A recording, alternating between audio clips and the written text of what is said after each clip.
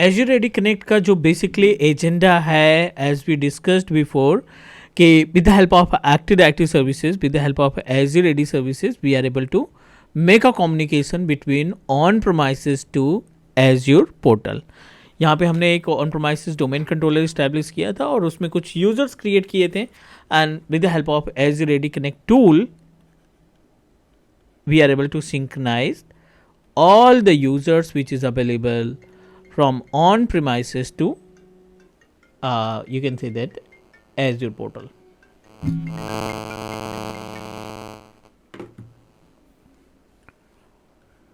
But we should know about the core components. कुछ इसमें components हैं. Those components can help us to manage the services. The components are features of Azure AD Connect. कौन कौन से features हो सकते हैं? I am just going to guide you about the features of Azure AD Connect. सबसे पहला और important part है अपने पास, we should know about password hash synchronization, password hash shrink.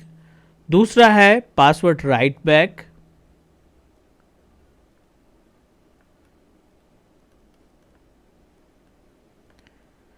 And third important point is related to the SSO, how to configure single sign-on, and we'll discuss about the custom user synchronization.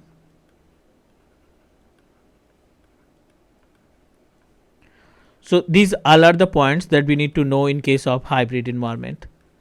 एक एक point पे बात करेंगे, एक एक topic पे हम लोग डिस्कस करेंगे कि एक्चुअली इसकी मीनिंग क्या होती है और रियल इन्वायरमेंट में हम किस तरीके से इसका इस्तेमाल करेंगे. डोमेन अपने पास ऑलरेडी अवेलेबल है, पोर्टल के साथ एसोसिएट कर रखा है हमने. So let me connect the RDP of our domain controller, और फिर उसके बाद हम प्रोसीड करेंगे इन सभी टॉपिक्स के बारे में जो हमने मेंशन किए हैं अभी.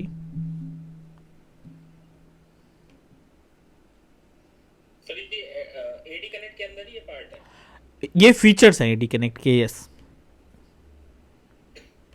AD कनेक्ट, देखो हमारी रिस्पॉन्सिबिलिटी सिर्फ इतनी नहीं होती कि we just need to synchronize the user, we are responsible to maintain and troubleshoot as well.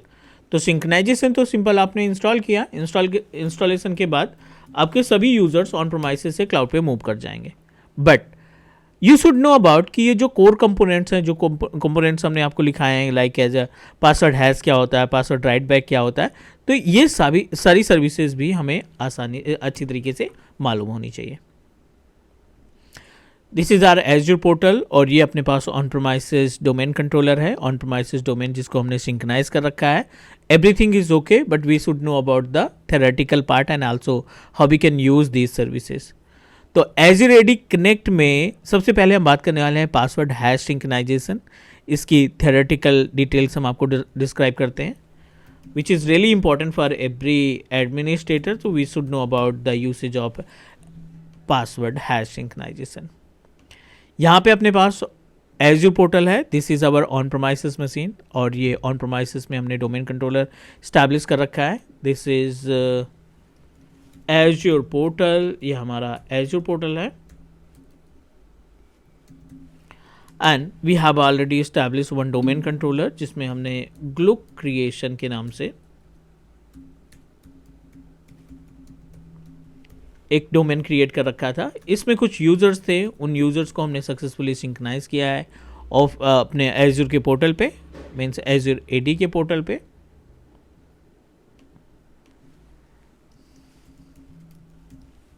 We successfully synchronized all users from on-premises AD to Azure AD. This one is our on-prem AD. ठीक है, let's talk about password hash. बहुत ही basic सा इसका means task है, बहुत ही basic सा इसका agenda है. फॉर एग्जाम्पल, ऑन प्रीमाइसेस पे आपने कुछ यूजर्स बनाए, AWS यूज़र बनाया आपने, टेलनेट यूज़र बनाया आपने, राज यूज़र बनाया या राजा यूज़र बनाया. This all are the users, active directory users which is available on premises. जाहिर सी बात है, जब आप यूज़र क्रिएट करेंगे तो उसका पासवर्ड भी हमें ही मेंशन करना पड़ेगा. पासवर्ड आपने कुछ भी मेंशन किया इसका, and now it's our responsibility to synchronize the users. But उसके साथ साथ जब आपका पासवर्ड सिंक्रोनाइज होता है यूज़र तो ऑटोमेटिक आपका सिंक्रोनाइज हो गया, AWS यूज़र आ गया, टेलनेट यूज़र आ गया, राज यूज़र आ गया एंड राजा यूज़र आ गया, सभी यूज़र आपने सिंक्रोनाइज कर दिए एज्योर के पोर्टल पे एज्योर एडी के साथ ज्वाइन करा दिया। ना ये जो बैकएंड का टास्क है, जो पासवर्ड ले जाने की जिम्मेदारी है ना, पासवर्ड सिंक्रोनाइज करने की जो रिस्पॉन्सिबिलिटी है, उस रिस्पॉन्सिबिलिटी को हम बोलते हैं password hash synchronization. Most of interviewer ask you can you please define the usage of password hash, तो आपको सिंपल सा ये डिस्क्राइब करना है, सिंपल सा आपको ये रिप्लाई देना है कि password hash is a type of service of Azure AD that can help us to synchronize the user's password from on-premises to Azure Active Directory। जो पासवर्ड आप ऑन प्रोमाइसिस पे कॉन्फ़िगर किए हैं, उस पासवर्ड को सिंक्रोनाइज करने के लिए password hash synchronization can help us. Password hash synchronization की मदद से हम अपने ऑन प्रोमाइसिस के AD यूज़र का पासवर्ड एज्योर पोर्टल पे सिंक्रोनाइज करते हैं। This is the actual usage. Now let's talk more about it, ठीक है, थोड़ा सा और इसमें डिस्कस करते हैं। And I wanted to describe you about protocols. हमने प्रोटोकॉल के बारे में बात की थी क्या, कि कौन कौन से प्रोटोकॉल काम करते हैं पासवर्ड इसमें, डोमेन कंट्रोलर के केस में, सिंक्रोनाइजेशन के केस में? एनीवन?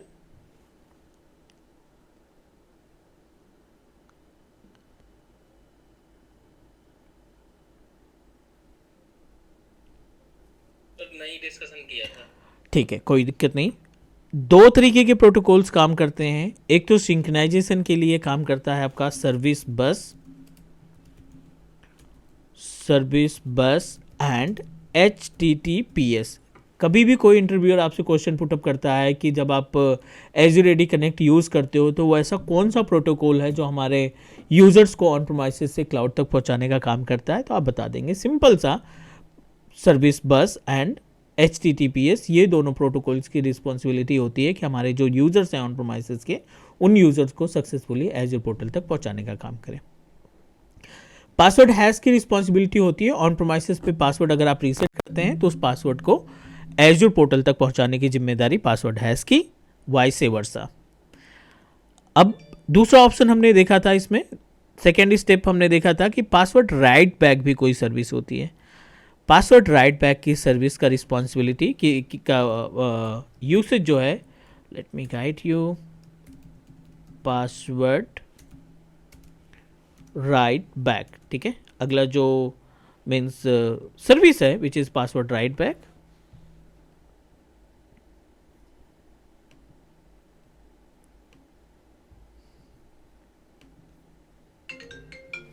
जो पासवर्ड है सिंक वाला है सर्विस, ये क्या मतलब वहाँ पे एज़्योर में कहीं होता है क्या पोर्टल पे? नहीं, ऑन प्रोमाइसिस पे ये सर्विस होती है। जो आपने AD इंस्टॉल किया ना, उसी टूल उसी नॉर्मल क्या AD पे कंट्रोलर? हाँ जी, ऑन प्रोमाइसिस पे होगी ये, ठीक है। पासवर्ड है सिंक ये सर्विस है, ये डोमेन कंट्रोलर में होगी राइट? ना ना ना ना ना ना, AD कनेक्ट टूल में, ठीक है ना। ऑन प्रोमाइसिस AD पे जो आपने टूल इंस्टॉल किया ना, उस टूल के अंदर मिलेगा ये। टूल के अंदर में? हाँ जी, मतलब नॉर्मल अगर आप AD इंस्टॉल करते हैं तो उसमें नहीं मिलेगा, जब AD के ऊपर आप टूल इंस्टॉल करते हो तब आपको मिलेगा ये। हाँ, जो आपने कल किया था, हाँ जी हाँ जी उसके अंदर ये मिल हाँ जी, बिल्कुल correct correct correct correct. I am going to show you, इसका कॉन्सेप्ट आप एक बार क्लियर करो, मैं आपको स्टेप दिखाता हूँ कि कैसे इसका इस्तेमाल करोगे, कैसे एक्टिवेट करना है, कैसे डीएक्टिवेट करना है, वो सारी चीज़ें हम आपको बताते हैं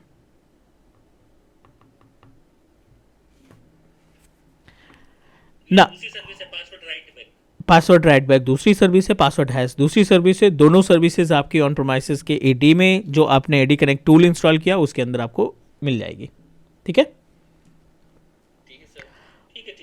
Password has responsible to synchronize the password from on-premises AD to Azure AD। Password write back password hash का उल्टा होता है।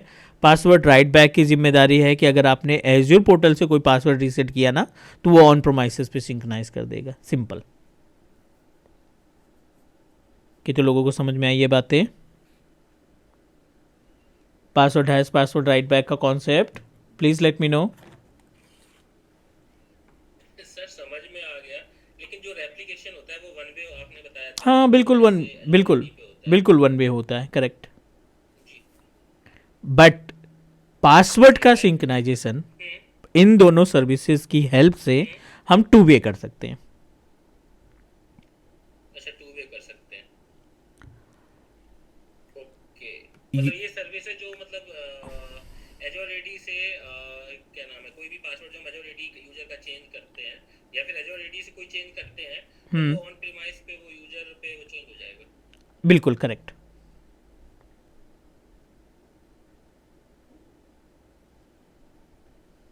तो सिर्फ ये सर ये पासवर्ड चेंज करने मतलब चेंज करने के लिए ही मतलब हेल्पफुल है कि और भी कुछ काम करता है ये? Only password, only and only password, इसके अलावा कोई टास्क नहीं इसका। अच्छा, hmm. Okay. Any other question? Sir तो ये रेप्लिकेशन वन वे है, तो फिर ये रेप्लिकेशन बनाता होगा ना, जब भी तो ये पासवर्ड मतलब मेजॉरिटी से चेंज होके आ रहा है ना? नहीं, रेप्लिकेशन का मतलब टू वे रेप्लिकेशन की बात कर रहे हो ना आप? जी जी, है ना? आपने बोला था वो मतलब वन वे रेप्लिकेशन होता है इसमें, ऑन प्रीमाइस टू मेजॉरिटी। हाँ देखो, रेप्लिकेशन का मतलब ये है कि टू वे रेप्लिकेशन का मतलब है कि आपके ऑब्जेक्ट रेप्लिकेट करें।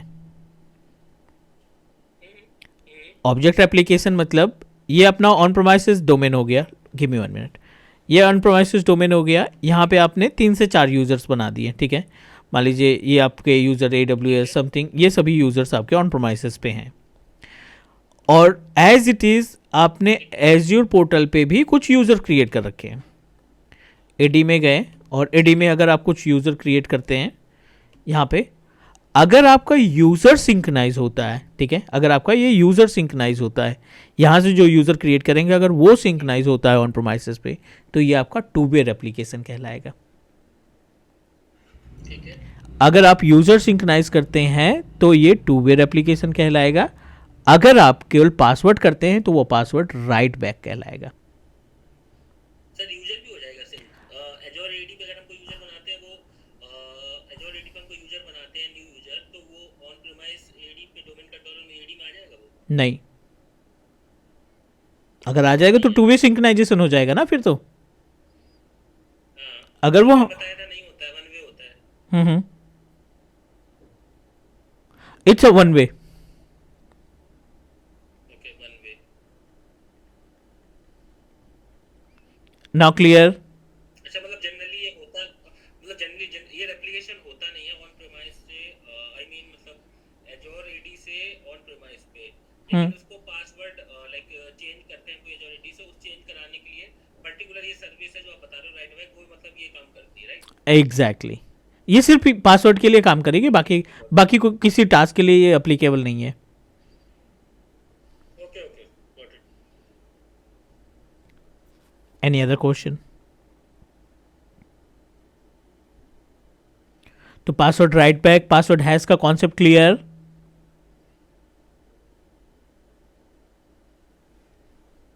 Yes sir. चलो आगे हम प्रोसीड कर सकते हैं। अभी नाउ बैक आ जाते हैं, यहाँ पे डायग्राम को समझते हैं। ये हो गया अपने पास पासवर्ड हैश का कॉन्सेप्ट, और ये हो गया हमारे पास पासवर्ड राइट बैक का कॉन्सेप्ट। SSO के बारे में भी बात कर लेते हैं। SSO क्या होता है? बेसिकली सिंगल साइन ऑन होता है। SSO जिसको हम बोलते हैं सीमलेस सिंगल साइन ऑन, ठीक है। The meaning of single sign on, अगर आप ऑन प्रोमाइसेस पे कोई क्लाइंट ऑपरेटिंग सिस्टम कॉन्फ़िगर कर रखे हैं, this is our on premises client machine, और ये क्लाइंट मशीन हमारा कंटेन करके रखा है क्या? It contain the Windows 10 machine operating system, और विंडोज 7 और विंडोज 8, कोई भी ऑपरेटिंग सिस्टम इसमें अगर आपने इस्टेब्लिश कर रखा है ना, सो देन व्हाट हैपन, आप जो भी एप्लीकेशन यूज़ करेंगे, जैसे माइक्रोसॉफ्ट का आउटलुक हो गया, या फिर आपने कोई टीम्स वगैरह इंस्टॉल कर रखा है, ठीक है, तो इस केस में, टीम्स वगैरह के केस में आपको बार बार पासवर्ड देने की ज़रूरत नहीं पड़ेगी. Got it what I am saying? एक बार रिपीट कर देना लाइन. आपने ये AWS टेलनेट राजा राज नाम का यूज़र क्रिएट किया था. आपको भी पता है कि ये AD से अगर कोई क्लाइंट जुड़ा है, जैसे ये विंडोज़ 10 का मशीन जुड़ा है और इसको आपने वर्क ग्रुप से डोमेन में कन्वर्ट कर रखा है, तो आप इन यूज़र का इस्तेमाल करके इस मशीन को लॉगिन करा लेते हो. Is that correct? जी सर, ठीक है. ये करेक्ट है. अब सेम यूज़र आपने क्लाउड पे इसको सिंक्रोनाइज कर रखा है. सेम यूज़र्स को आपने कहाँ पे सिंक्रोनाइज कर रखा है? एज़्योर AD पे. मेजॉरिटी पे. नाउ अब आपने क्या किया, इन्हीं यूज़र को ऐड कर दिया ऑफिस 365 के लाइसेंस से. जितने भी यूज़र्स थे इनको आप आसानी से एक्सेस कर लेते हो ऑफिस 365 के पोर्टल पे. और ऑफिस 365 पे आपने इनको लाइसेंस प्रोवाइड कर दिया. लाइसेंसेस प्रोवाइड करने के बाद यू नो दैट ऑफिस 365 में बहुत सारे प्रोडक्ट रहते हैं. आउटलुक मिलेगा आपको, टीम्स का एक्सेस मिलेगा ना, शेयर पॉइंट मिलेगा आपको, जी जी. है ना, पॉइंट हो गया, और वन ड्राइव का एक्सेस मिलेगा, एक्सेल, पावर पॉइंट वगैरह, ये सारा कुछ मिल जाएगा. अब अगर आप इस यूज़र को, AWS यूज़र को किसी दूसरे मशीन पे लॉगिन करते हो, तो आपको लॉगिन के लिए पासवर्ड और यूज़र नेम की रिक्वायरमेंट होगी. मान लीजिए आपने अपने लैपटॉप पे लॉगिन करना है इस मेल आईडी को, AWS यूज़र के नेम की मेल आईडी को, तो आपको क्या करना पड़ेगा? आपको यूज़र आईडी और पासवर्ड प्रोवाइड करना पड़ेगा. लेकिन सेम यूज़र अगर आप अपने क्लाइंट मशीन पे लॉगिन करते हो, यानी यहाँ पे विंडोज़ 10 पे लॉगिन करते हो, तो आप आउटलुक, टीम्स, शेयर पॉइंट या फिर वन ड्राइव, कोई भी प्रोडक्ट अगर आप एक्सेस करेंगे तो उसके लिए आपको पासवर्ड देने की ज़रूरत नहीं होगी. This is the actual meaning. This is the actual meaning of SSO, single sign on.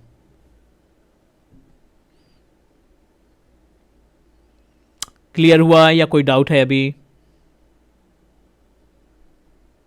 अगर हम लैपटॉप में करेंगे जैसे उसमें प्लीज. भगत जी आप बोलिए पहले. सर ये सिंगल साइन ऑन सर्विस है, क्या है ये मतलब? सिंगल साइन ऑन सर्विस है जो एक्टिवेट करती है, हमारा टाइम सेव करने के लिए हमारी हेल्प करता है ये. अच्छा, बट जब हम फर्स्ट टाइम कॉन्फ़िगर करते हैं, पोर्टल पे लॉगिन करते हैं ऑफिस 365 अकाउंट, तो वहाँ पासवर्ड नहीं मांगेगा वो? नहीं, आप इस मशीन पे अगर आप यूज़ करेंगे ना अपनी मेल आईडी को, तो आपको पासवर्ड देने की ज़रूरत नहीं पड़ेगी. मैं आपको एक लाइव एग्जांपल दिखा देता हूँ. ये मेरा बेस मशीन है. फर्स्ट टाइम तो देना पड़ता है, उसके बाद नहीं मांगता है. सॉरी, जो आप बोल रहे हो फर्स्ट टाइम उसमें हमें पासवर्ड देना पड़ता है, उसके बाद फिर बार बार वो पासवर्ड नहीं मांगता है, वो OTP मांगता है बस.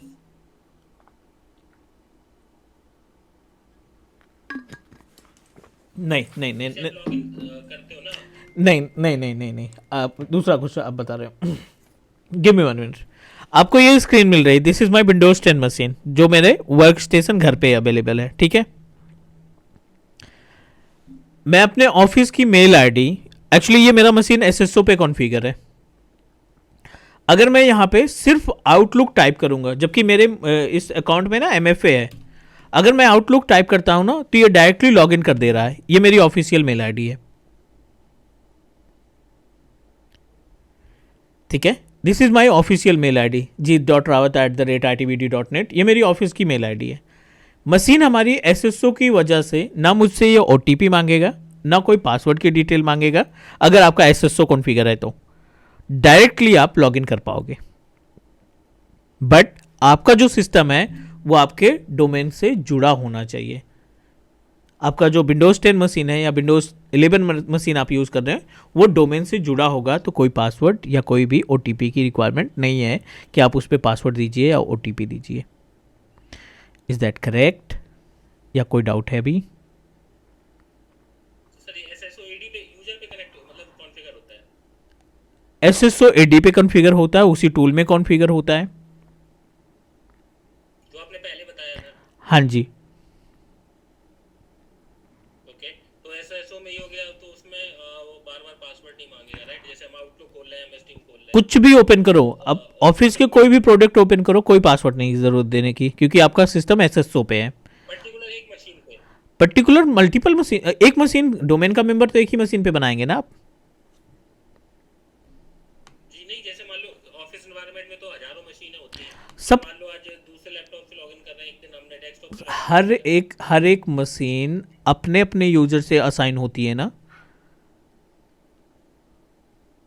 आप जी ठीक नहीं, है, जैसे मान लो लैपटॉप नहीं है ऑफिस में तो हम कहीं भी लॉगिन कर लेते हैं। अगर वो मशीन डोमेन का मेंबर है तो आपको पासवर्ड देने की जरूरत नहीं हाँ वो पड़ेगी। तो मेंबर है। नहीं तो कोई जरूरत नहीं, आप मशीन 1 से लॉगिन करो या मशीन 2 से लॉगिन करो, no need to provide password. Sir first time login में देना पड़ेगा, मतलब मेरा ये क्वेश्चन। नहीं नहीं नहीं नहीं, आपने मशीन को लॉगिन करते ही, मशीन को लॉगिन करते, कंप्यूटर को लॉगिन करते ही आपने यूजर आईडी पासवर्ड दे रखा है, वो वहीं से पिक कर लेगा। ओके, चलो मैं एक डायग्राम के थ्रू फिर से समझाने की कोशिश जो कर। हम डोमेन डोमेन यूजर से मतलब जो एजोर एडी का जो क्रेडेंशियल होंगे यूजर के, हाँ वो जी, मतलब डाल लेंगे, उसके बाद फिर वो पासवर्ड नहीं मांगेगा। एग्जैक्टली ये आपने क्लास डॉट कॉम का नाम के डोमेन बना दिया, ठीक है, ये हमारा क्लास डॉट कॉम है। ये विंडोज़ 10 की मशीनें हैं जो वर्क ग्रुप से हटा करके आपने क्लास डॉट कॉम का मेंबर बना रखा है। ये सभी मशीनें आपकी किसके मेंबर हैं? डोमेन कंट्रोलर की। ये वर्क ग्रुप से हट करके डोमेन में आपने इसको क्रिएट कर दिया है। अभी हम ना एज्योर की बात कर रहे हैं ना ऑफिस 365 की बात कर रहे हैं। आपने यहाँ पे एक यूज़र बनाया विद नेम ऑफ AWS के नाम से, या एक राज नाम का यूज़र बनाया, ठीक है। अब आप इस राज यूज़र को यहाँ से लॉगिन कर पाते हो, AWS यूज़र को यहाँ से लॉगिन कर पाते हो locally, I am talking about the local, login हो जाएगा। जी जी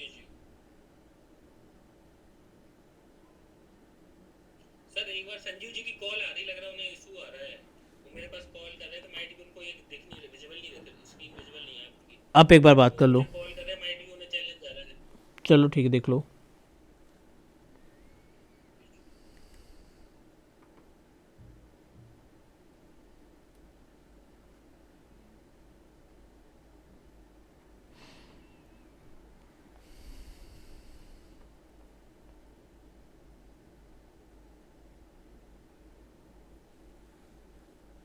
एक मिनट देना सर, एक मिनट।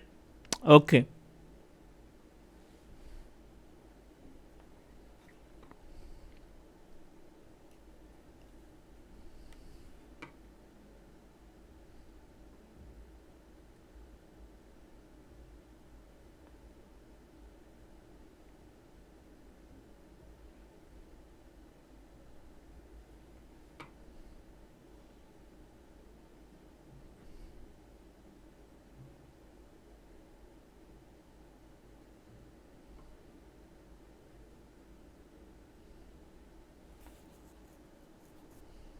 तो संजीव जी को नेटवर्क इशू है तो वो दोबारा ज्वाइन कर रहे हैं, उनको अभी तक क्लास मुझसे पूछे क्लास स्टार्ट नहीं हुई है, मैंने कहा क्लास तो स्टार्ट हो गई कि मुझे दिख ही नहीं रहा, तो वो दूसरे वाईफाई से कनेक्ट कर रहे हैं। ओके, ठीक है, कोई नहीं।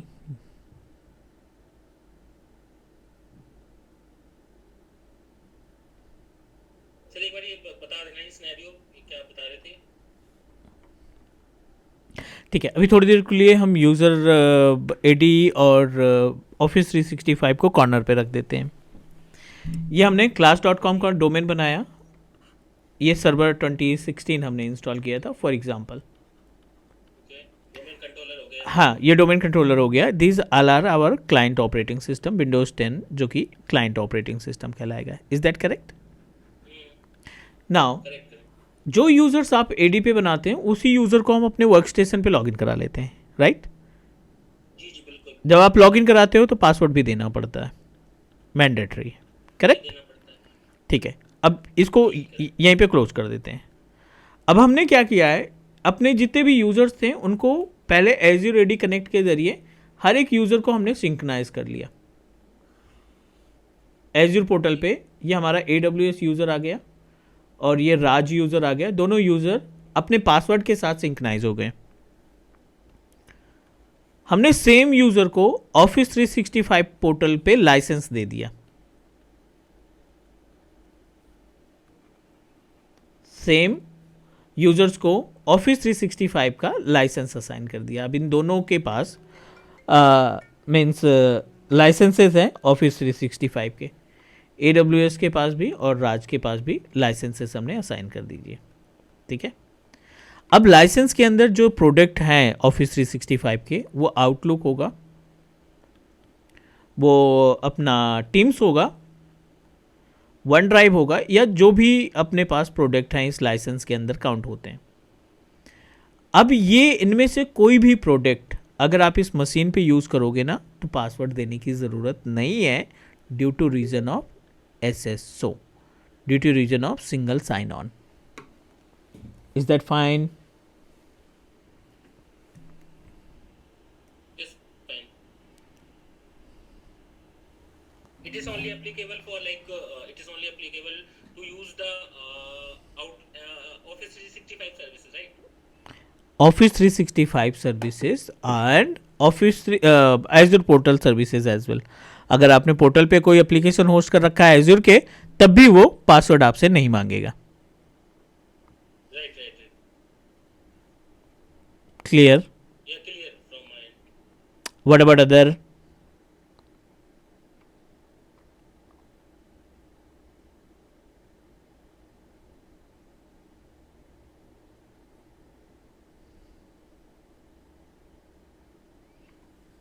और किसी को कोई क्वेश्चन है, प्लीज लेट मी नो।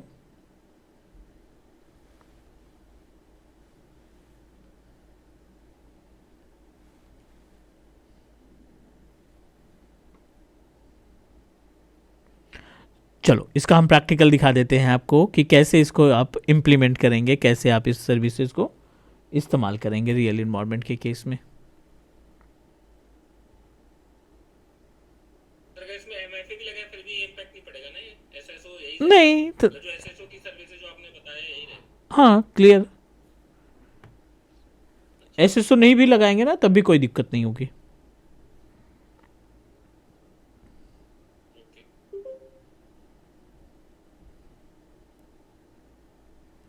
चलो let me explain you about another point. Explain क्या करना, डायरेक्टली आपको प्रैक्टिकल पे ले चलते हैं कि कैसे इन चीज़ों को आप एक्टिवेट करेंगे। अभी हम आ जाते हैं अपने ऑन प्रोमाइसेस पे, क्योंकि जो भी एक्टिविटी करनी है ऑन प्रोमाइसेस के डोमेन से करनी है। लॉगिन करेंगे सर्वर 2016 जो हमने मशीन इंस्टॉल कर रखी है। पहले आपको पासवर्ड हैश यूजर बना लेना। पासवर्ड सिंक्रोनाइजेशन पे डिस्कस कर लेते हैं। यहाँ पे गए DSA.MSC,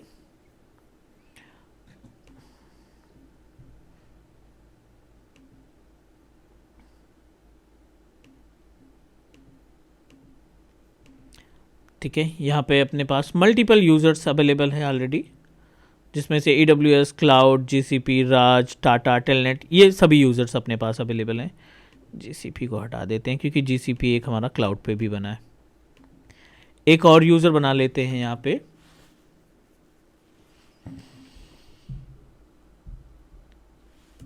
राज के नाम से बना लेते हैं, सॉरी राजा के नाम से बना लेते हैं एक user.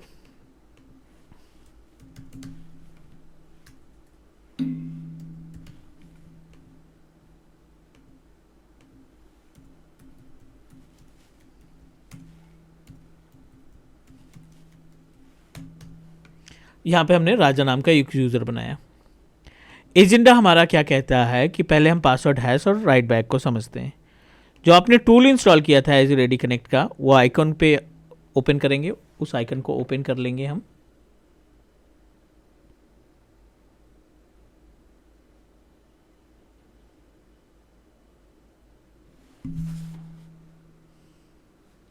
Click configure,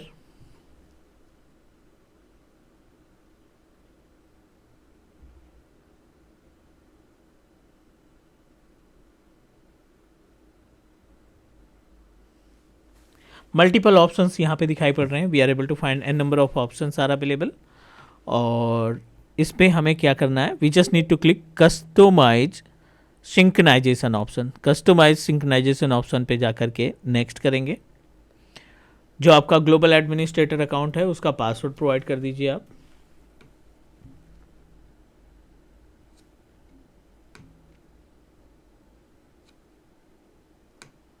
approved.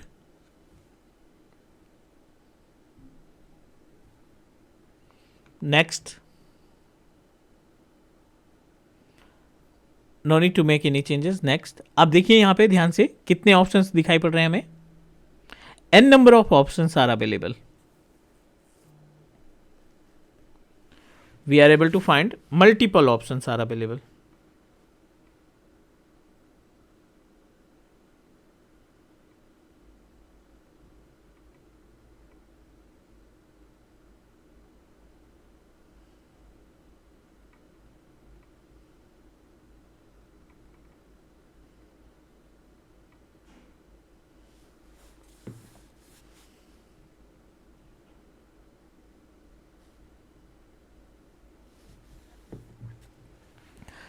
Password hash synchronization check mark, password write back check mark.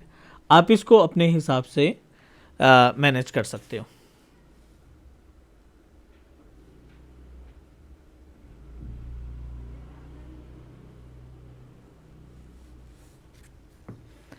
अगर आप यहाँ पे इसको अनचेक कर देंगे या इसको भी अनचेक कर देंगे तो जो आपका यूजर है वो सिर्फ यूजर को सिंक्रोनाइज करेगा, आपके जो यूजर पासवर्ड है वो यूजर पासवर्ड सिंक्रोनाइज नहीं होगा। Got it what I am saying? Sir उस केस में वहाँ पे हम लोग कौन से पासवर्ड से लॉगिन करेंगे? रीसेट करेंगे बिना पासवर्ड के। पासवर्ड रीसेट करना पड़ेगा हर एक यूजर का, मैनुअली पासवर्ड रीसेट करेंगे आप एज़्योर पोर्टल पे। क्लियर? Okay sir. और अगर हम लोग यहाँ पे हैश सिंक्रोनाइजेशन करते हैं तो हमारा पासवर्ड भी सिंक हो जाएगा। हाँ,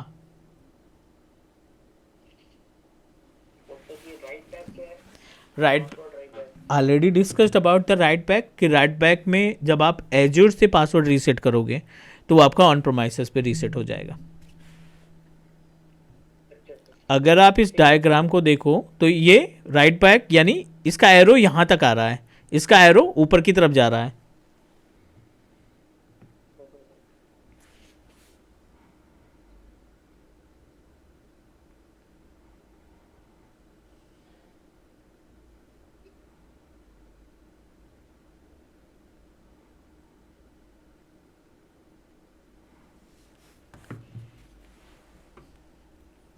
ठीक है। So what you need to do, अपने इस डोमेन कंट्रोलर के ऊपर आप इन दोनों सर्विस को करेंगे चेक मार्क और कर देंगे नेक्स्ट। इट मीन्स दैट आप दोनों तरफ से पासवर्ड को सिंक्रोनाइज करना चाहते हैं, ऑन प्रोमाइसेस से क्लाउड पे, क्लाउड से ऑन प्रोमाइसेस पे। नेक्स्ट करो इसको, wait.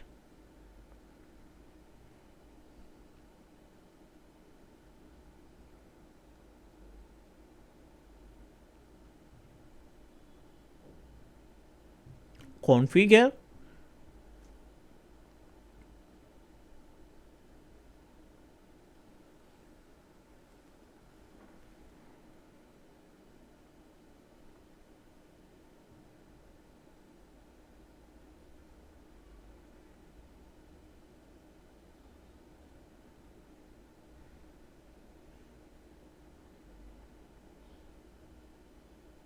it will take up to sir real हाँ ओके सर रियल एनवायरनमेंट में मोस्टली हम एजोर एडी से ही पासवर्ड रीसेट करते हैं राइट? एग्जैक्टली, क्योंकि सेंट्रलाइज ये माना जाता है तो हम ऑन प्रोमाइसेस से ही सारी चीज़ों को कंट्रोल करते हैं। हाँ मतलब पासवर्ड रीसेट का टास्क हम एजोर एडी से ही करेंगे। हाँ जी बिल्कुल।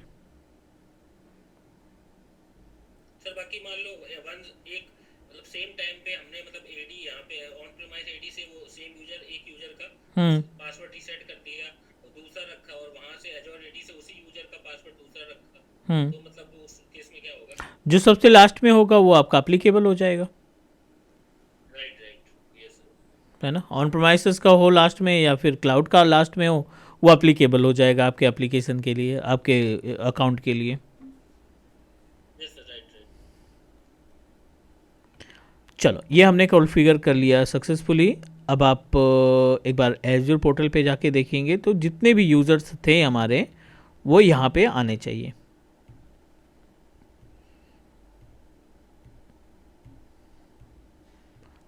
राजा नाम का हमने यूज़र नया बनाया था, कुछ यूज़र हमने और एक्टिवेट किए थे तो थोड़ा सा टाइम लगेगा रिफ्रेश होने में।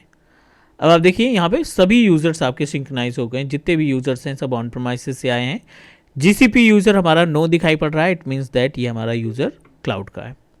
1 2 3 4 5 6 ये सभी यूज़र्स आपके सक्सेसफुली सिंक्रोनाइज हो चुके हैं। Is that clear?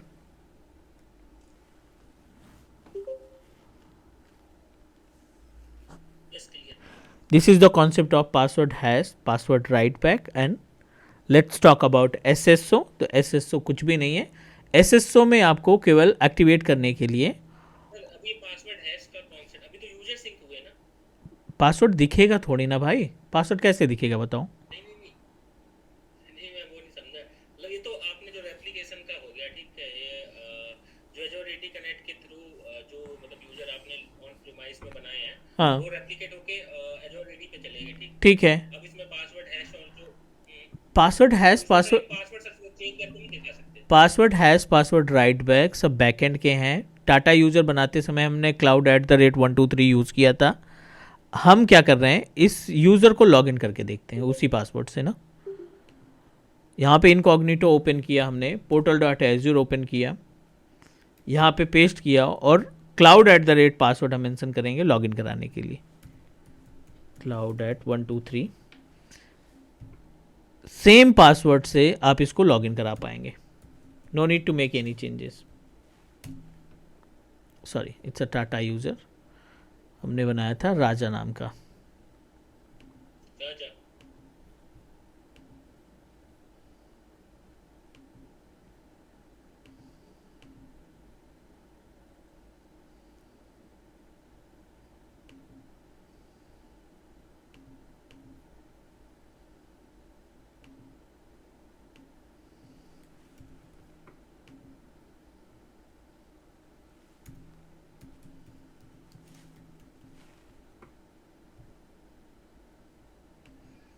Same password जो आपने ऑन प्रोमाइसेस पे रखा है, बिना कुछ चेंजेस के आप लॉगिन कर पा रहे हो पोर्टल को।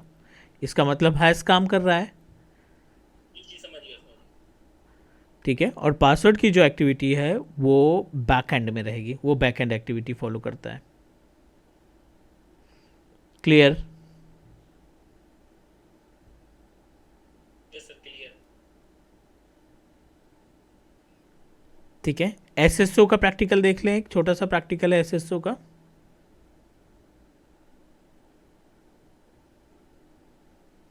एसएसओ एक्टिवेट करने के लिए अगेन आपको ऑन प्रोमाइसेस पे जाना पड़ेगा। वैसे इसमें एज़्योर एडी के पैनल पे जो आपने एज़्योर एडी कनेक्ट यूज़ किया था, इसको आप ओपन करेंगे।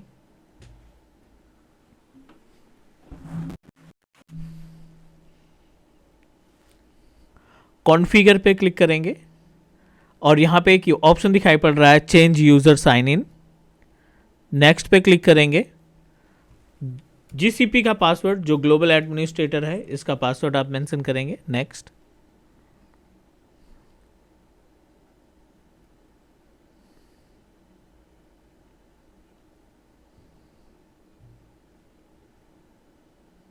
और आप देखिए यहाँ पे एसएसओ इनेबल डिसेबल, तो आप इसको चेक मार्क कर दोगे तो ये क्या हो जाएगा, पासवर्ड आपका इनेबल हो जाएगा, मीन्स एसएसओ आपका इनेबल हो जाएगा।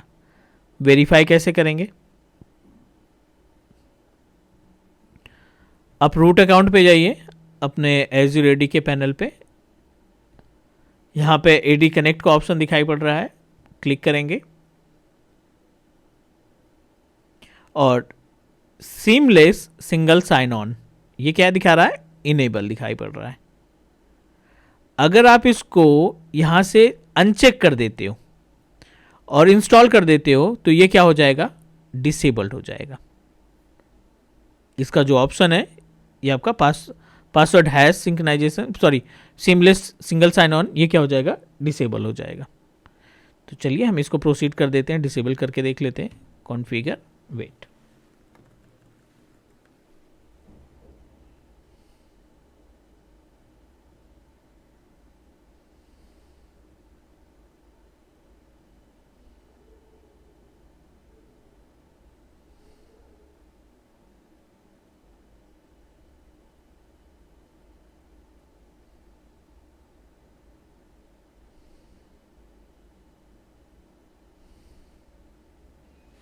डन। थोड़ा सा इंतज़ार करना पड़ेगा इसको एक्टिवेट होने में, थोड़ा सा टाइम लगेगा। Let's wait.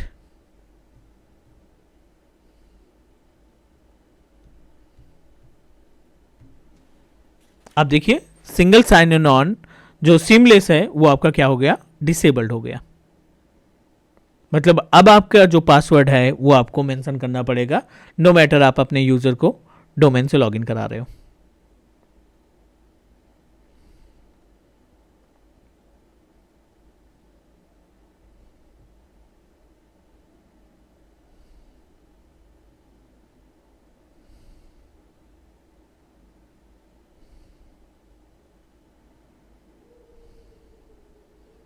Is that clear? Please confirm. Yes sir, okay. Password hash, password write back, SSO, तीनों टॉपिक क्लियर हैं, तीनों कॉन्सेप्ट क्लियर हैं।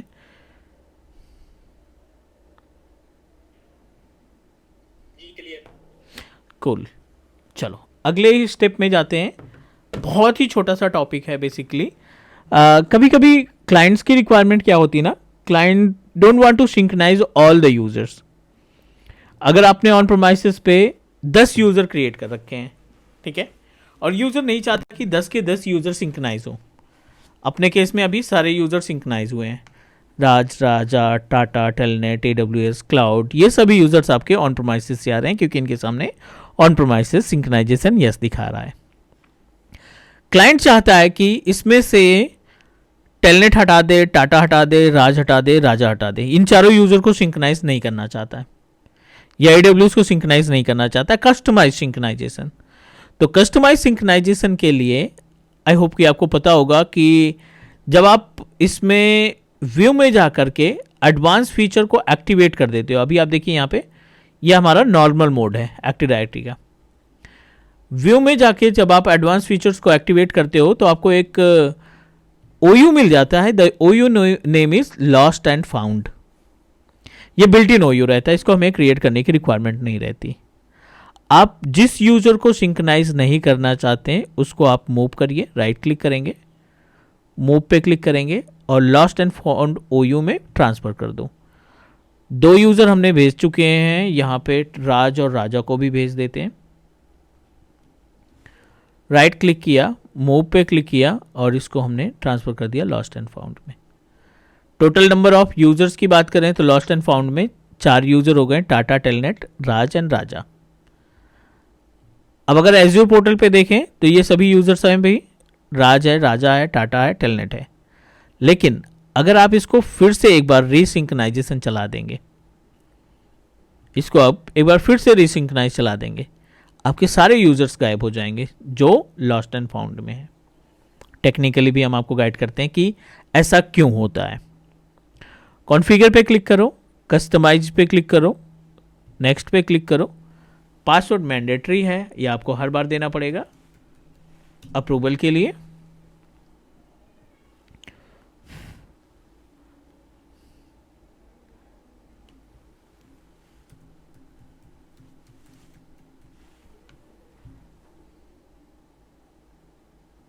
We are trying again and again, that's why, क्योंकि अभी हमारी जो सर्विस है रीस्टार्ट नहीं हुई है, so it will take time, थोड़ा सा इंतज़ार कर लेते हैं।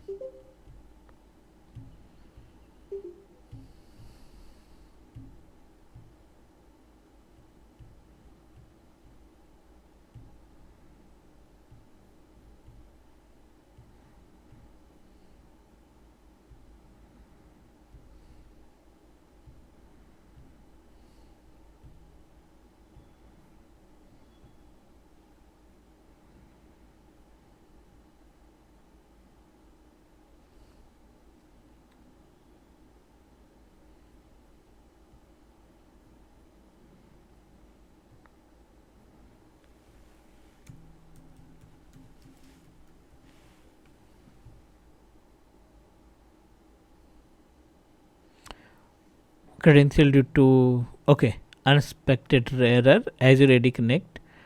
एक बार हम सिस्टम को रीस्टार्ट कर लेते हैं ताकि ये सर्विस हमारी एक्टिवेट हो सके।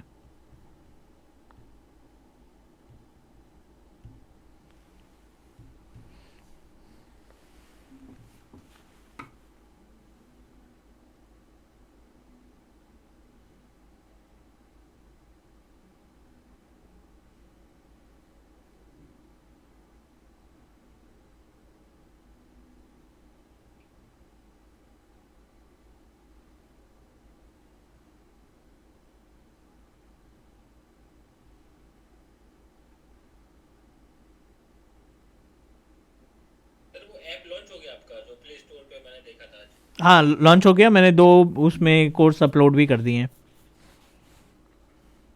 अच्छा, AWS का। सर जो हम लोग क्लास वाले हैं हाँ उसमें सर वो मतलब अलग से लेना पड़ेगा, उसका जो सब्सक्रिप्शन वगैरह किसी में हो जाएगा? देखो, अगर आप एज्योर का चाहते हैं तो एज्योर का तो ऐसे मिल जाएगा, लेकिन AWS और बाकी कोर्सेज के लिए वो आपको अलग से पे करना पड़ेगा। सर एजोर का ही दे देना, उसमें सेंट्रलाइज वीडियो है सारे, आप बता रहे थे। हाँ हाँ, उसमें कंप्लीट है।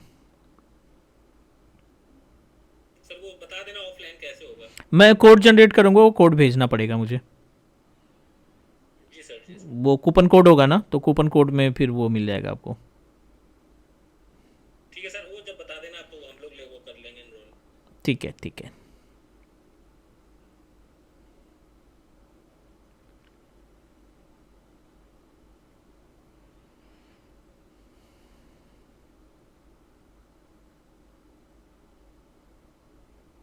इसमें सर एजोर के सेपरेट वीडियो की मतलब अलग अलग उसमें सेपरेट वीडियो की एक ही वीडियो में सारा पूरा कोर्स? नहीं नहीं नहीं, अलग अलग है। AWS का तो बढ़िया ऑफर है, अभी ट्यूसडे तक ऑफर है ये 499 में। 37 वीडियो है, 37 वीडियो कंप्लीट कोर्स। क्योंकि इसका जो एक्चुअल AWS का सोल्यूशन आर्किटेक्ट का 5000 कोर्स है, अच्छा अच्छा, प्राइस है, बट अभी हमने 499 कर रखा है। ओके। बाकी एजोर में भी सेपरेट वीडियो होंगे, कितने वीडियो होंगे एजोर में? एज्योर में लगभग 14 घंटे का कंटेंट है, 14 से 16 घंटे का कंटेंट है। अच्छा, वीडियो का सेपरेट वीडियो वाइज होगा उसमें? हाँ हाँ, उसमें क्लासेस वाइज है ना। अच्छा अच्छा।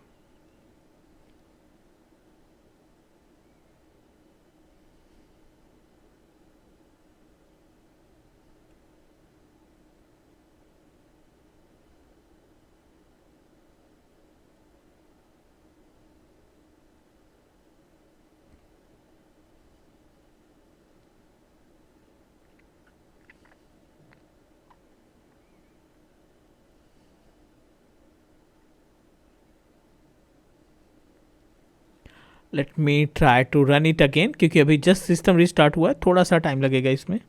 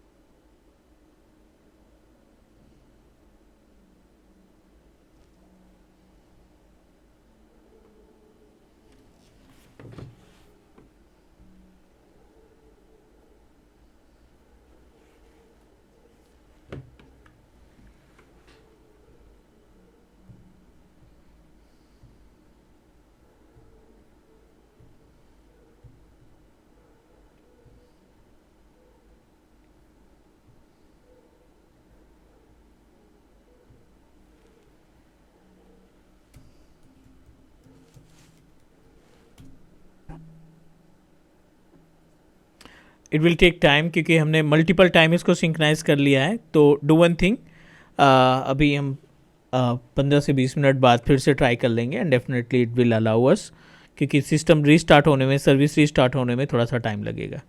मीनवाइल आप जो हमने इसमें पॉइंट में डिस्कस किए थे कि these all are the points which is mandatory for us. तो I hope you all of you understand about these 3 different point. Custom user synchronization में भी हमने प्रैक्टिकल परफॉर्म कर लिया, बस रिजल्ट देखना है कि जो यूजर्स आप सिंक्रोनाइज नहीं करना चाहते हैं उनको आप लॉस्ट एंड फाउंड OU में मेंशन कर देंगे. जितने भी यूजर्स आपके इस ऑर्गेनाइजेशनल यूनिट के अंदर रहेंगे या इसका पार्ट बनेंगे वो यूजर आपके सिंक्रोनाइज नहीं होंगे एज़्योर AD के पोर्टल पे. Is that clear guys? Please confirm because I need to start another module, another topic हमें स्टार्ट करना है. ठीक है, व्हाट अबाउट अदर? ठीक है सर. चलो, तो ये हमने कंप्लीट डिटेल्स देखी एज़्योर AD की सर्विसेज में, एंड इन सब की रिकॉर्डिंग्स भी आपके पास पहुंच गई हैं और आप उसको सेव करके अपने हार्ड डिस्क में रख लेना. और अभी हमने कंप्लीट किया अपना एज़्योर AD का कंप्लीट पार्ट, मॉड्यूल फर्स्ट ये कंप्लीट हुआ. We need to move ourself to next topic which is related to the storage services. Is it okay? क्योंकि स्टोरेज के बाद फिर हम VM पे जाएं. हाँ जी, सर एज़्योर AD कंप्लीट हो गया. एज़्योर AD की कंप्लीट सर्विसेज है. ओके. ठीक है, AD एक ऐसा चैप्टर है, AD एक ऐसा मॉड्यूल है जो आपको हर एक मॉड्यूल में इसके बारे में हम लोग डिस्कस करेंगे. अभी ये हमने कंप्लीट डिस्कशन किया. अब मैं एप्लीकेशन जब आपको लॉन्च कराऊंगा, .NET PHP जावा का एप्लीकेशन जो लॉन्च होगा तो उसमें AD एक बार फिर से हम यूज़ करेंगे. नेटवर्किंग में फिर से AD आएगा, वर्चुअल मशीन में एक बार फिर से AD आएगा. तो ये AD एक कॉमन सर्विस है जो आपके हर एक मॉड्यूल के लिए अप्लीकेबल है, हर एक मॉड्यूल में इसका काम है. तो अगला जो मॉड्यूल है हम अभी स्टार्ट कर रहे हैं स्टोरेज, और फिर उसके बाद VM, फिर उसके बाद नेटवर्किंग, और लास्ट में जाएगा मॉनिटर एंड लॉग्स मैनेजमेंट. ठीक है, सर सिक्योरिटी उसी में आ जाएगी मॉनिटर वाले में. हाँ वो लास्ट में है ना, protection, security, replication, disaster recovery, fail over, वो सारा पार्ट उसी में आ जाएगा. तो एक छोटा सा ब्रेक ले लें.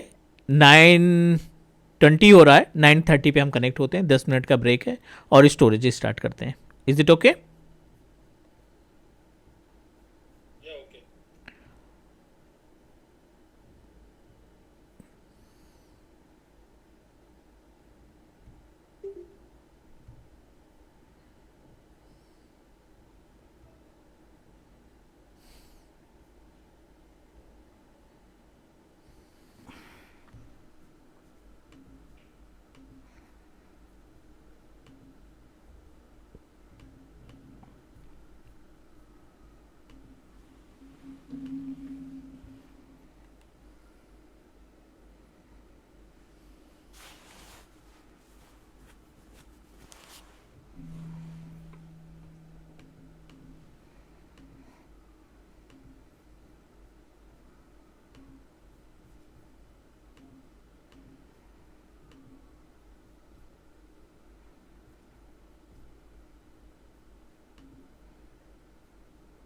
Hello everyone, can you hear me?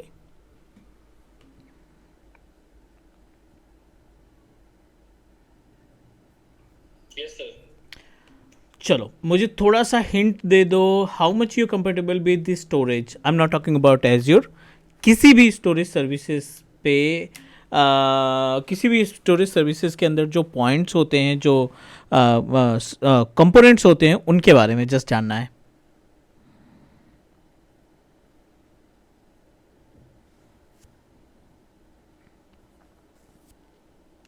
Like I am talking about the protocols. Storage में SAN NAS हो गया, इनके बीच में डिफरेंस क्या होता है और कैसे इसको इस्तेमाल किया जाता है रियल इन्वायरमेंट में.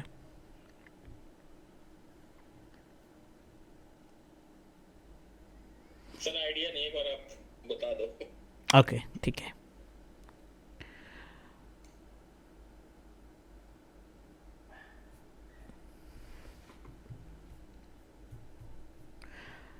स्टोरेज एक ऐसी सर्विस है जो हर एक ऑर्गेनाइजेशन, छोटा इन्वायरमेंट हो, बड़ा इन्वायरमेंट हो, हर एक केसेस में स्टोरेज को इन्वॉल्व किया जाता है, स्टोरेज सर्विसेज को यूज़ किया जाता है. Late me guide you about the points, उसके बाद फिर हम एज्योर स्टोरेज के बारे में बात करेंगे कि एज्योर स्टोरेज में क्या क्या ऑप्शंस हमारे पास मिलते हैं. पहले basic of storage.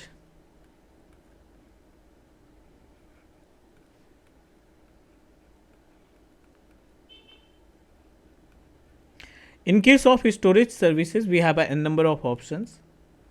Like we should know about the SAN, we should know about the NAS. इन दोनों में डिफरेंस क्या होता है वो हमें पता होना चाहिए. Second, storage protocol.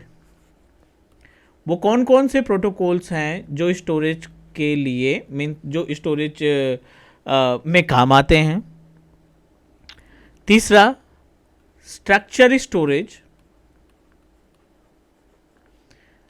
And unstructured storage में डिफरेंस क्या होता है.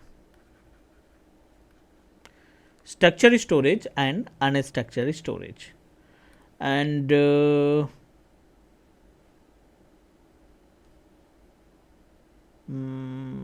ठीक है, दैट्स इट.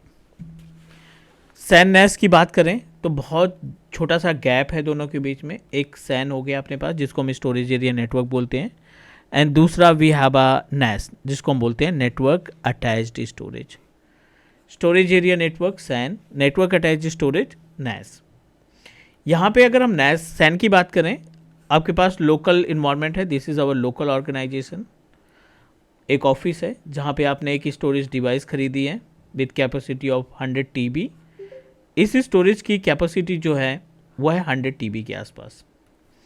मल्टीपल मशीन्स हैं, सर्वर हैं, क्लाइंट ऑपरेटिंग सिस्टम है, ESXi VMware है और डेटाबेसेस वगैरह हमने इस्टेब्लिश कर रखे हैं.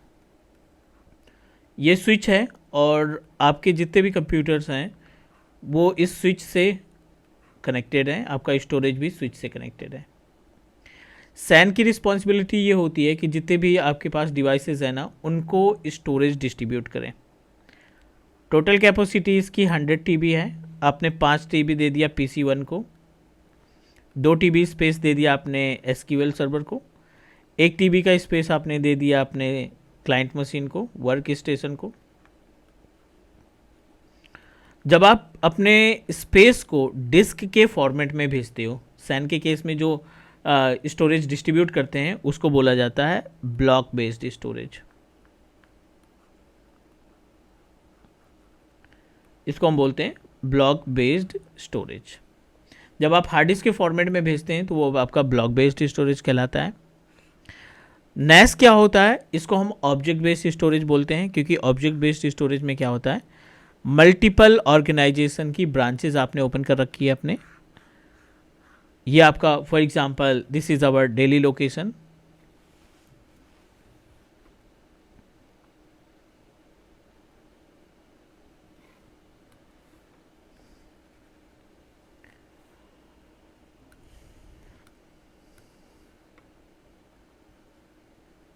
ये डेली लोकेशन है हमारा, ये हमारा पुणे लोकेशन है. और for example this is our Dubai office. आपने स्टोरेज बना रखा है 100 TB का वो डेली लोकेशन में. This is our storage service, storage device जिसकी कैपेसिटी है 100 TB की. एंड दुबई लोकेशन के लिए आप यहाँ से डिस्ट्रीब्यूट करना चाहते हैं 25 TB का स्पेस, कि दुबई के जो इंजीनियर्स हैं, जो क्लाइंट्स वगैरह हैं, वो हमारे इस 25 TB का इस्तेमाल करेंगे डेटा रखने के लिए. जो इंजीनियर्स हमारे पुणे लोकेशन में उनको हमने डिस्ट्रीब्यूट कर रखा है 15 TB का स्पेस, कि यहाँ पे जो बंदे हैं, जो सर्वर्स वगैरह लगे हैं, उनके लिए 15 TB का हमने स्पेस डिस्ट्रीब्यूट कर रखा है. जो आपका डेटा सेंट्रल पॉइंट है वो है दिल्ली, क्योंकि फिजिकल डिवाइस यहाँ पे अवेलेबल है. नैस होता है नेटवर्क अटैच स्टोरेज, जिसको इंटरनेट पे डिस्ट्रीब्यूट किया जाता है, और इसको बोला जाता है ऑब्जेक्ट बेस्ड स्टोरेज.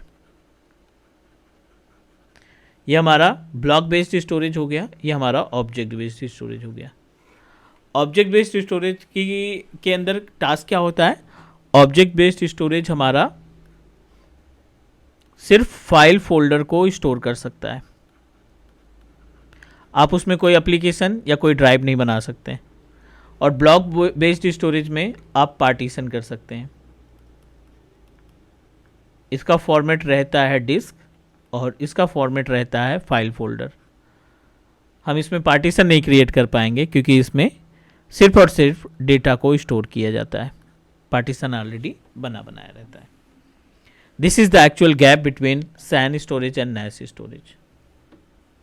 बहुत ही बेस्ट एग्जाम्पल है नैस स्टोरेज के लिए. अपने पास मल्टीपल एग्जाम्पल्स हैं.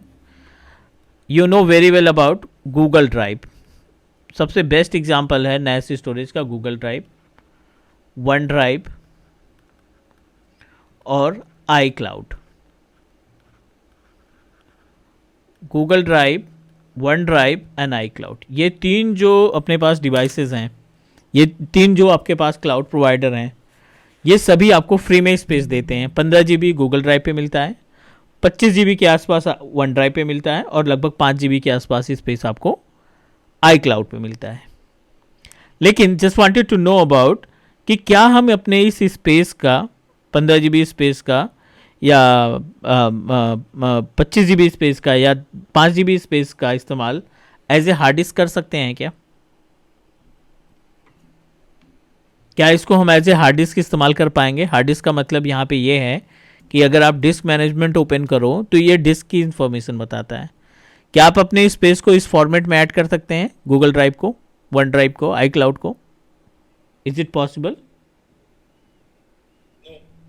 क्योंकि वो ऑब्जेक्ट है. आप एप्लीकेशन यूज करके, एप्लीकेशन इंस्टॉल करके कुछ भी करिए, बट आप ड्राइव के फॉर्मेट में उसको ऐड नहीं कर पाएंगे. Is that correct?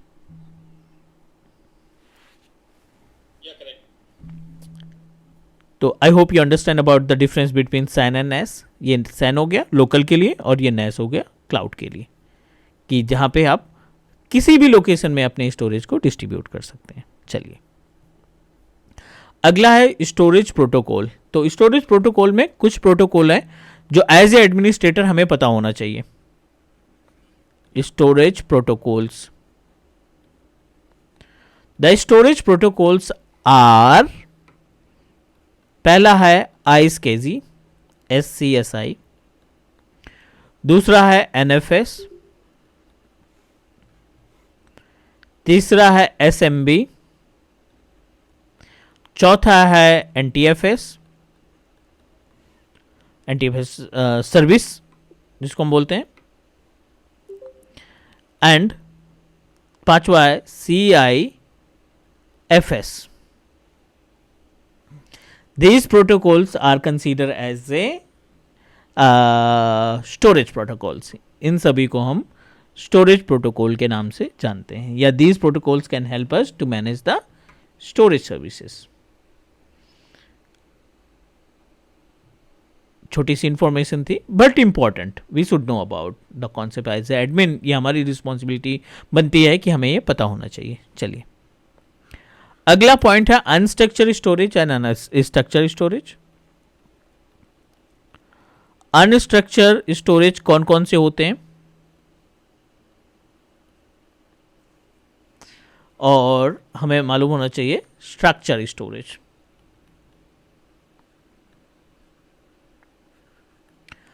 Unstructured storage are बहुत से हैं, जैसे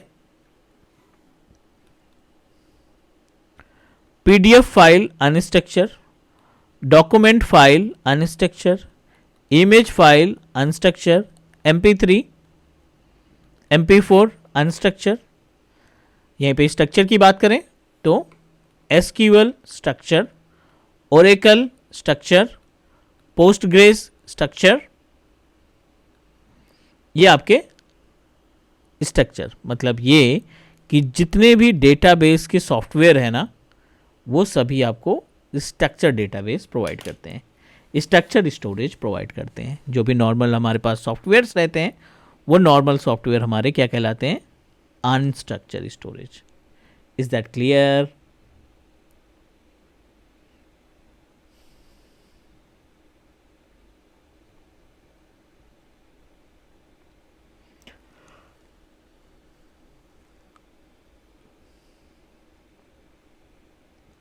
Any question, any doubt, please let me know.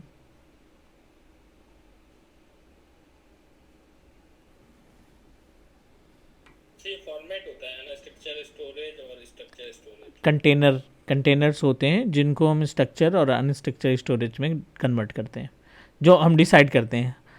Unstructured में आप अनस्ट्रक्चर स्टोरेज में स्ट्रक्चर स्टोरेज नहीं रख सकते, वो काम नहीं करेगा।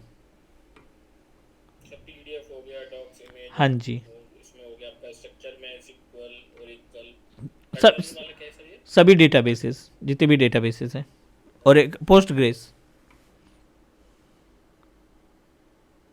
Okay.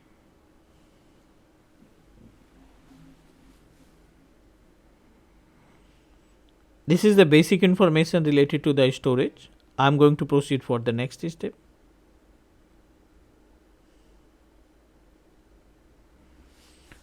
Which is really important. तो एक डायग्राम के थ्रू मैं इसको समझाने की कोशिश करता हूँ, और ये आप सिंगल डायग्राम अपने माइंड में सेटअप कर लो, 100% स्टोरेज की सारी चीज़ें समझ में आ जाएगी, एज्योर स्टोरेज की सारी सर्विसेज समझ में आ जाएगी।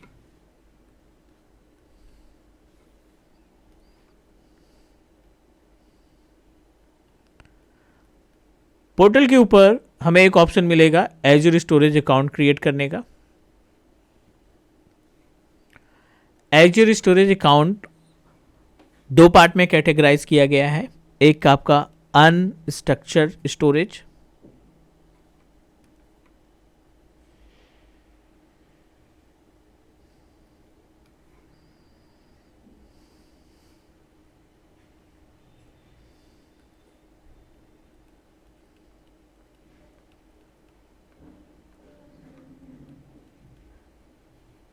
और दूसरा इन्होंने कैटेगराइज किया है जिसको बोला गया है स्ट्रक्चर स्टोरेज। सिर्फ आपको ये माइंड में रखना है, कोई भी क्वेश्चन इंटरव्यू में आता है, कोई भी क्वेश्चन आपका एग्जामिनेशन में आता है, अब विद इन सेकेंड इस स्ट्रक्चर के थ्रू उसका रिप्लाई दे देंगे। अनस्ट्रक्चर में जो स्टोरेज काउंट किए जाते हैं वो हैं कंटेनर्स और फाइल शेयर्स। ये दो सर्विसेज आपकी अनस्ट्रक्चर स्टोरेज कहलाती हैं। और टेबल एंड क्यूज, ये दो सर्विसेज आपकी स्ट्रक्चर स्टोरेज कहलाते हैं।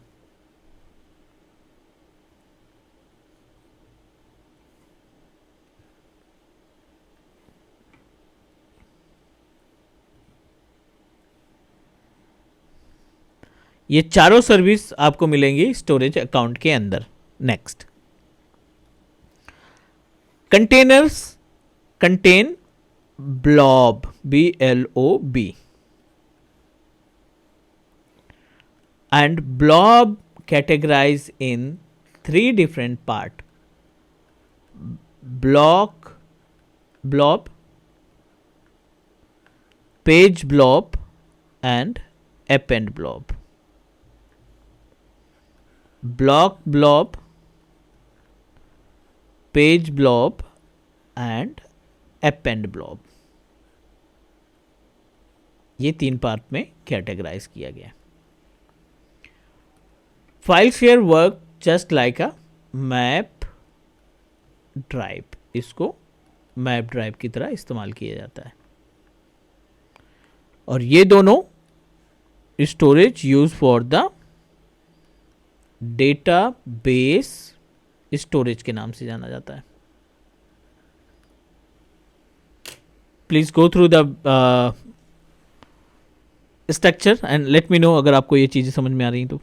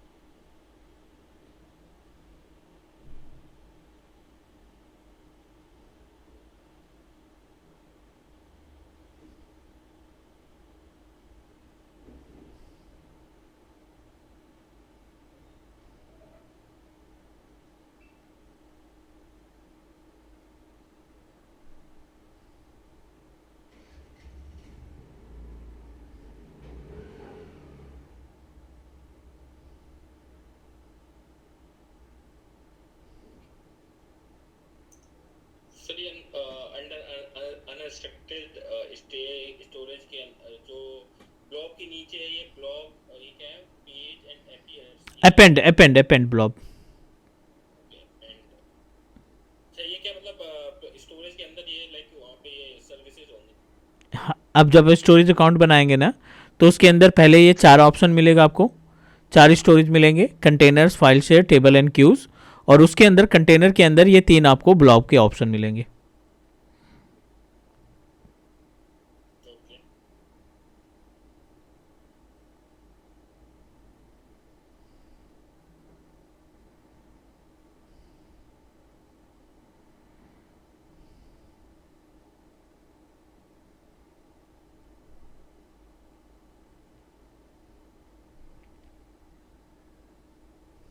ये क्या टाइप्स ऑफ स्टोरेज है क्या, मतलब स्टोरेज में unstructured storage, structure storage? Sorry, ये जो आपने लिखा है कि एजोर स्टोरेज में ये अनस्ट्रक्चर्ड स्टोरेज, स्ट्रक्चर स्टोरेज, अच्छा उसके अंदर ये कंटेनर, फाइल शेयर, टेबल। हाँ डायग्राम में एरो की के अकॉर्डिंग जो है सारी चीज़ें। हाँ, अब वो जब वो वहाँ पे जब बनाएंगे जब समझ में आएगा ज़्यादा। हम्म,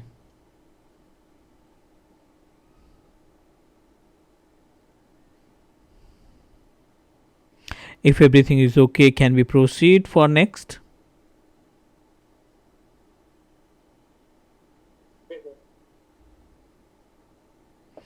Cool. So what I'm going to do, I'm just going to create one storage account. Portal पे चलते हैं और पोर्टल पे एक स्टोरेज अकाउंट क्रिएट करते हैं ताकि ये जो 4 ऑप्शन हमने मेंशन किए हैं वो हम चेक कर सकें। Open Azure portal and over Azure portal we are able to find multiple options. आप स्टोरेज अकाउंट पे क्लिक करेंगे, मोर सर्विसेज से भी जा सकते हैं। Click on storage, click storage account. We don't have any storage account, चलिए एक नया क्रिएट करते हैं, create new storage account. Select your account subscription and resource group and name of storage account. तो स्टोरेज अकाउंट 1988 यूनिक नेम आपको रखना है क्योंकि ये वर्ल्ड वाइड काम करता है, तो you should use the unique name. Storage account 1988, east US is our location. और परफॉर्मेंस की बात करें तो 2 पार्ट में कैटेगराइज है इसका परफॉर्मेंस, एक है स्टैंडर्ड और दूसरा है प्रीमियम। स्टैंडर्ड क्या करता है, ये थोड़ा सा स्लो है इन केस ऑफ प्रीमियम, जैसे एसएसडी और एचडीडी में डिफरेंस होता है कि आप एचडीडी कनेक्ट करते हैं तो थोड़ा स्पीड आपको स्लो मिलती है डेटा ट्रांजैक्शन की, एसएसडी लगाते हैं तो स्पीड फास्ट हो जाती है। Premium recommended for scenario that required low latency, जिसमें आप लेटेंसी लो चाहते हैं और स्पीड हाई चाहिए, उस केस में आप मूव करेंगे किस पे, उस केस में आपको जाना पड़ेगा विद प्रीमियम। बट इसका जो कॉस्ट है ना वो थोड़ा सा ज़्यादा है in compare of our standard. इसकी जो प्राइसिंग है वो आपको ज़्यादा पे करनी पड़ेगी। तो अभी हम टेस्टिंग पर्पज पे हैं, तो that's why we just need to proceed with standard word. Servers के लिए मतलब सही है, वेब सर्वर हो गया, डेटाबेस हो गया, बीपीएन सर्वर हो गए, है ना, इन सब के लिए आप इस पे जा सकते हो, डेटाबेस वगैरह अगर आपको रखना है तो।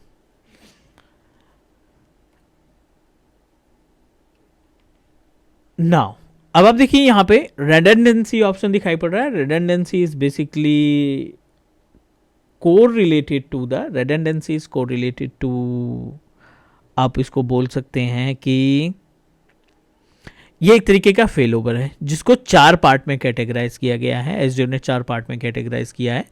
LRS है, GRS है, ZRS है, ZZRS है। मैं आपको गाइड कर देता हूँ कि इन चारों की मीनिंग क्या होती है और किस सिचुएशन में आप कौन सा सेलेक्ट करेंगे। स्टोरेज अकाउंट बनाते समय हमें ध्यान रखना है कि हमें कौन सा स्टोरेज सेलेक्ट करना है। अगर आप LRS पे जाते हैं या GRS पे जाते हैं या ZRS पे जाते हैं या GZRS पे अगर आप स्टोरेज अकाउंट बनाते हैं तो क्या होगा।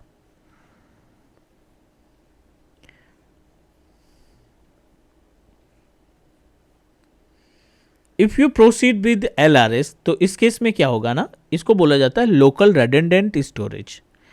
इसमें आपको 3 कॉपियाँ मिलेंगी आपके डेटा की, जो आप डेटा अपलोड करोगे उसकी 3 कॉपियाँ रखेगा एज्योर अपनी तरफ से।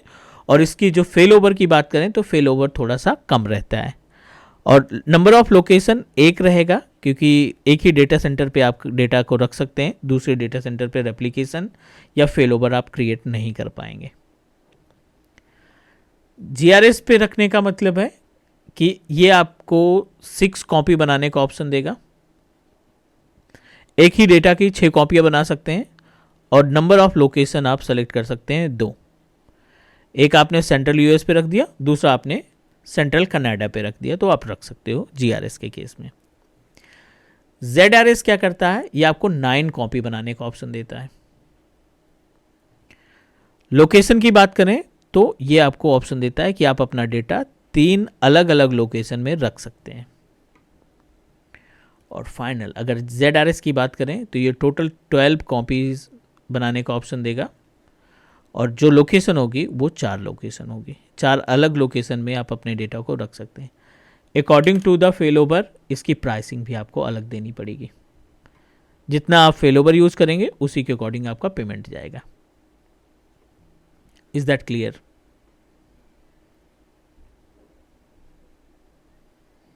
क्लियर। ठीक है ना, यहां तक कोई कंफ्यूजन, कोई doubt?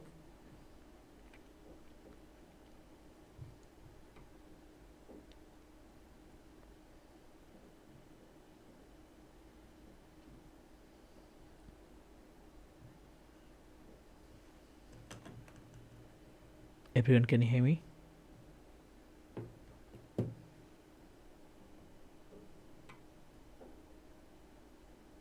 Yeah, I can hear you.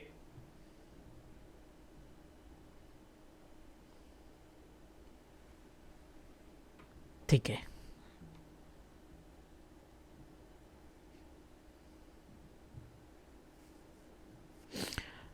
Now I am going to proceed with GRS, क्योंकि ये परफेक्ट रहेगा, फेल ओवर वगैरह क्रिएट कर पाएंगे। नेक्स्ट पे क्लिक किया। No need to make any changes. Networking में आपको ध्यान में रखना है कि इसको पब्लिक रखना है ताकि आप बाहर से एक्सेस कर सको, दूसरी लोकेशन से अपने डेटा को एक्सेस कर सको, इसलिए इसको पब्लिक रखेंगे। रिव्यू, यहाँ पे इनक्रप्शन के केस में, डेटा प्रोटेक्शन के केस में अपना 7 डेज का सॉफ्ट डिलीशन है। 7 दिन तक आप अपना डेटा रिकवर कर सकते हो, गलती से डिलीट हो गया तो। I am not going to make any changes. Default encryption और क्रिएट पे क्लिक कर देते हैं।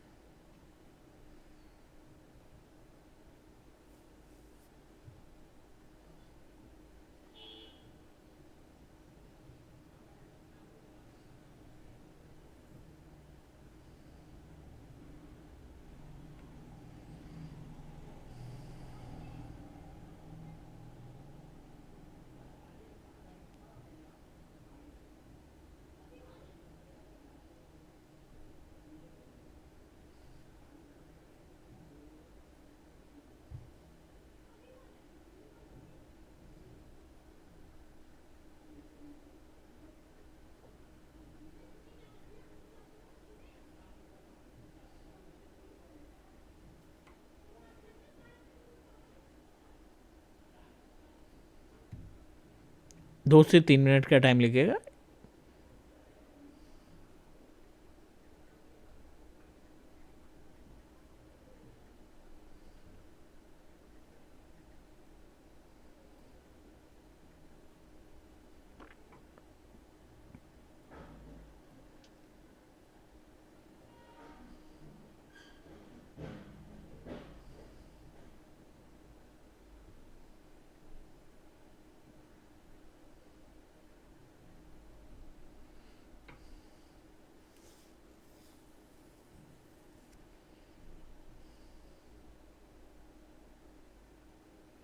Done, storage account is ready to use. आप गो टू रिसोर्स में जाएंगे और यहाँ पे आपको चारों ऑप्शन मिल जाएंगे जो हमने डिस्कस किया था। कंटेनर्स भी है, फाइल शेयर भी है, क्यूज भी है और टेबल्स भी है। इन्हीं चारों के बारे में हमने डिस्कस किया था and each and every option are available. Is that clear?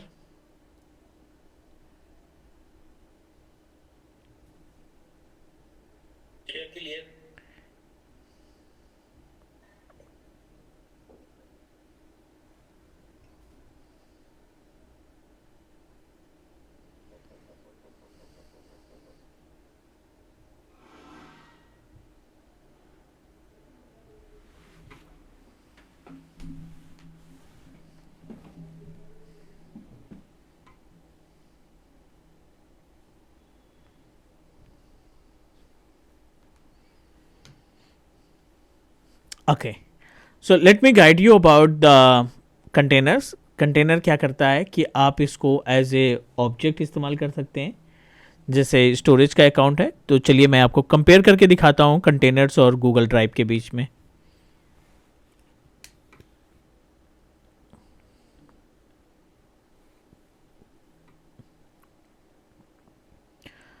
Public storage versus azure storage. Public storage versus azure storage. Public storage में यहाँ पे मान के चलते हैं अपने पास गूगल ड्राइव है, on the web for storage, public storage versus Azure storage. Check it out. And second option is iCloud. Sir आपकी आवाज नहीं आ रही है. Hello, can you hear me? Yeah, I can hear you. Okay. Google drive के case में अगर हम बात करें तो गूगल ड्राइव में यू नो दैट जब आप साइन अप करते हो ना, तो कितना स्पेस मिलता है आपको? 15 GB का स्पेस मिल जाता है. एवरी साइन अप पे, हर एक साइन अप पे आपको 15 GB का स्पेस मिल जाता है फ्री ऑफ कॉस्ट. आप उस स्पेस को इंक्रीज भी कर सकते हो, आप उस स्पेस को बढ़ा भी सकते हैं, बट उसके लिए आपको सब्सक्रिप्शन लेना पड़ेगा एंड यू हैव टू पे द अमाउंट. उसका जो चार्जेस होगा वो आपको सेपरेट पे करना पड़ेगा.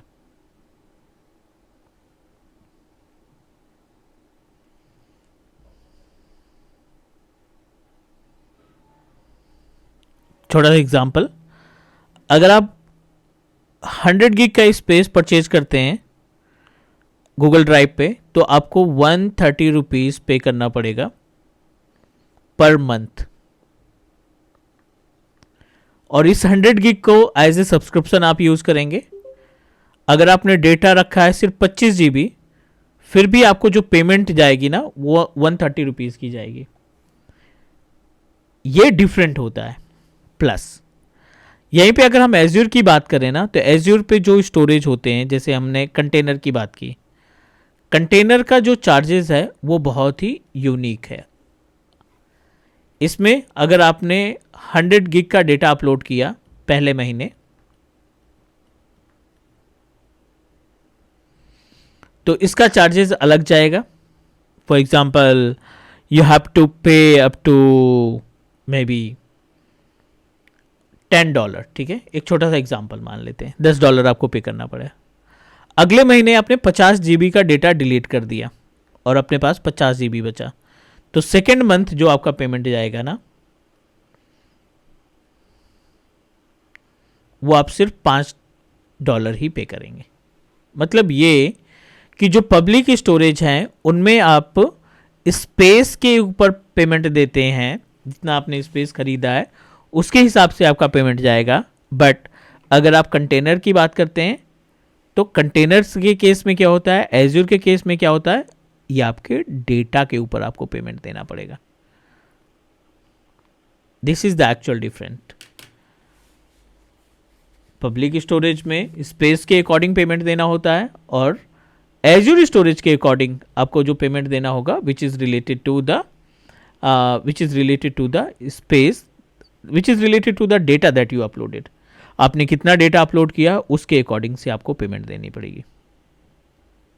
अच्छा, पब्लिक स्टोरेज में जैसे अपना गूगल स्टोरेज है, तो उसमें हमने 100 GB खरीद लिया. अब हम चाहे 5 GB उसमें रखें, 5 GB रखें चाहे 10 GB रखें, लेकिन हमने 100 GB खरीद लिया, तो उसका जो महीने चार्ज होगा वो 130 रुपये होगा. हाँ बिल्कुल. इसमें क्या है, pay as you go, like Azure में हम जितना हमने मतलब जितना डेटा रखा उसका हमें चार्ज देना है.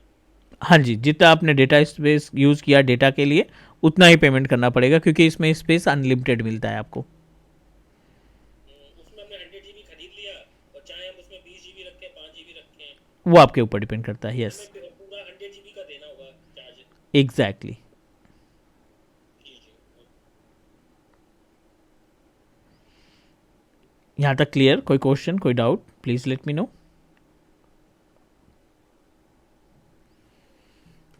अब आप यहाँ पे कंटेनर कंटेनर आया, एक कंटेनर बना देंगे यहाँ पे, लाइक शेयर डेटा के नाम से एक कंटेनर बना दिया और इसको पब्लिक कर दिया एंड क्रिएट। ये फोल्डर बनाया जहाँ पे हम अपना पर्सनल डेटा रखेंगे।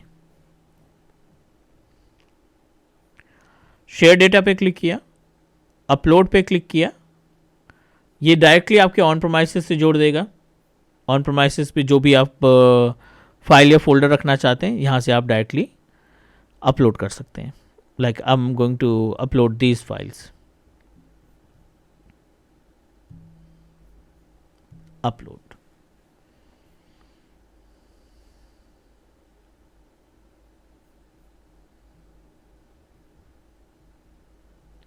नाउ ये सभी डेटा आपके पब्लिकली हमने एक्सेस कर लिया है एज्योर पोर्टल के ऊपर।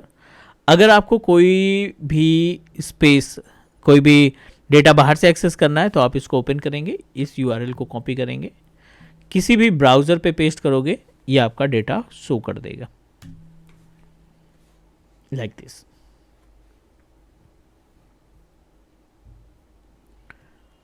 This is the concept of our blob or containers which is available in storage account. So 2 minute का टाइम लो, जितने भी पॉइंट्स हमने डिस्कस किए, जितने भी टॉपिक हमने डिस्कस किए, go through the topics, go through the points. If you have any question, if you have any doubt, please let me know.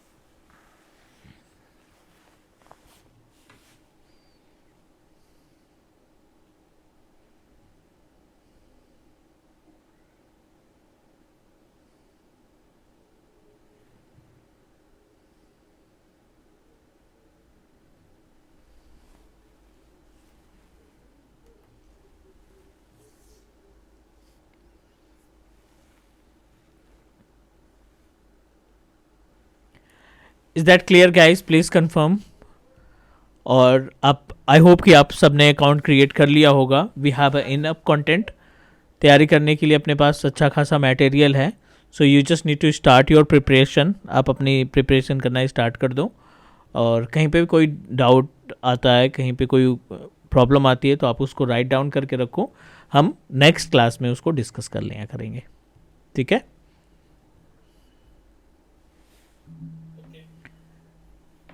So this is all about the storage. अभी start किया है, अभी हम इसमें एक session और देंगे proper तरीके से, उसके बाद फिर मूव करेंगे बीएम की तरफ। एंड नेक्स्ट वीक हम वर्चुअल मशीन स्टार्ट कर देंगे, मॉड्यूल 3 स्टार्ट कर देंगे, और देन 2 मॉड्यूल बचेंगे, 5 मॉड्यूल हैं total. Then will discuss about networking and monitoring purpose.